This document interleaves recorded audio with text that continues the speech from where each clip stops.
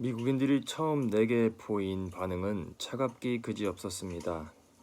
이제 겨우 전쟁의 굶주림 속에서 살아난 한국이라는 보잘것없는 나라에서 온 종교 지도자가 어디서 감히 미국인을 상대로 회개하라는 소리를 하느냐고 비아냥거렸습니다. 미국인들만 나를 반대한 것이 아닙니다.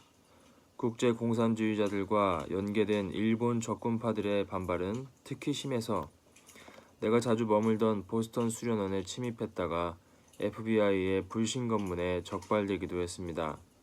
나를 해치려는 움직임이 얼마나 많았는지 우리 아이들이 경호원 없이 학교를 다니기 어려울 지경이었습니다. 살해 위협이 계속되자 나도 한동안은 방탄유리 안에서 강연을 했습니다. 그들의 방해에도 불구하고 동양에서 온 작은 눈의 남자가 벌이는 순회 강연은 날이 갈수록 화제를 모았습니다. 사람들은 지금까지 듣던 것과는 전혀 다른 새로운 가르침에 귀를 기울였습니다.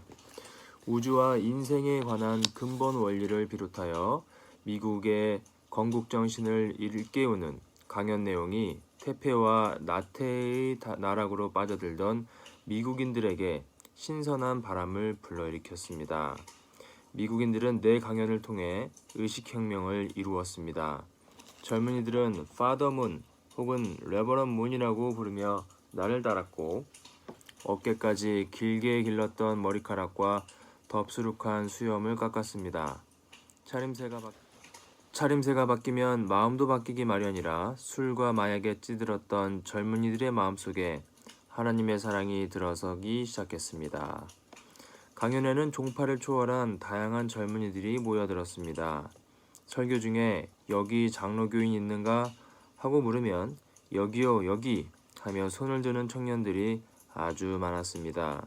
또 카톨릭도 있나 하고 물어도 여기저기서 손을 번쩍번쩍 들었습니다.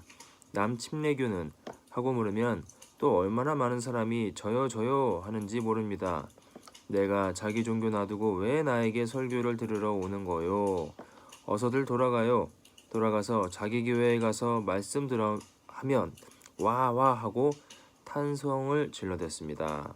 그러면서 점점 더 많은 사람들이 모여들었고 젊은이들뿐만 아니라 장로고며 침례교회 지도자들이 교회 청년들을 이끌고 찾아왔습니다. 시간이 흐를수록 레버런 문은 미국 사회의 정신혁명을 뜻하는 하나의 아이콘이 되어갔습니다. 나는 미국의 젊은이들에게 참고 인내할 것을 가르쳤습니다. 무릇 자기를 지킬 줄 알아야지만 우주를 지킬 수 있다는 사실을 절절히 외쳤습니다.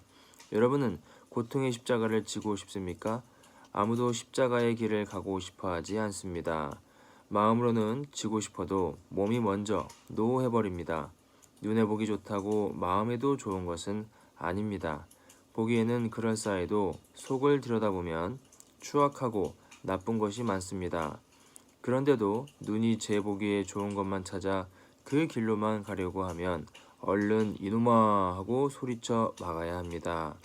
또 입이 좋은 것만 먹으려고 해도 이놈아 하고 야단쳐서 막아야 합니다. 젊은이들은 자꾸만 이성에 끌리지 않나요? 그럴 때도 이놈아 하고 자신을 막아세워야 합니다.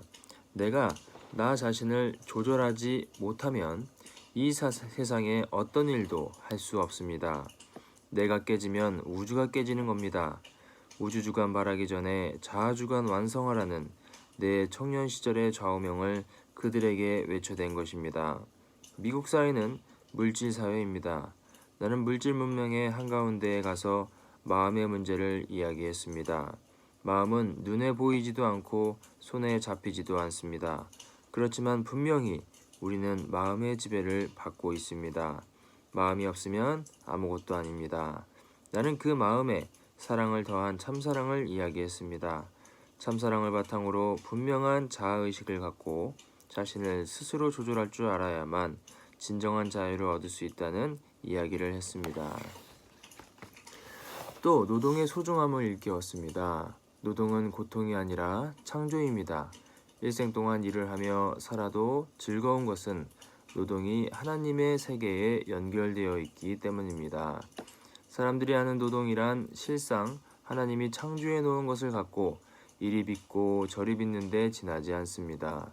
내가 취미 삼아 하나님의 기념품을 만든다고 생각하면 실상 노동은 아무것도 아닙니다.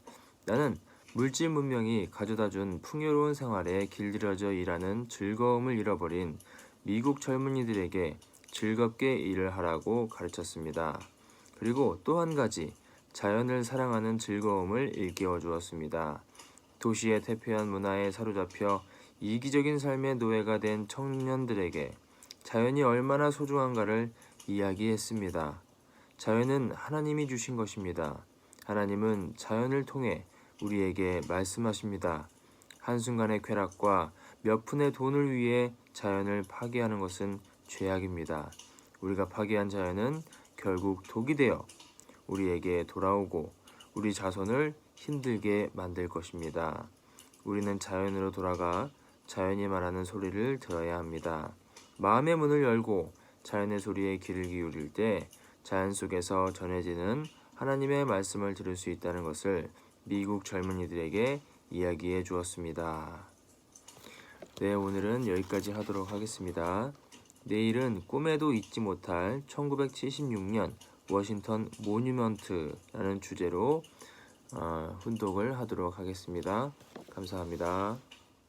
계속해서 콘텐츠 보고 싶으시면 구독 버튼을 눌러주시면 됩니다. 감사합니다.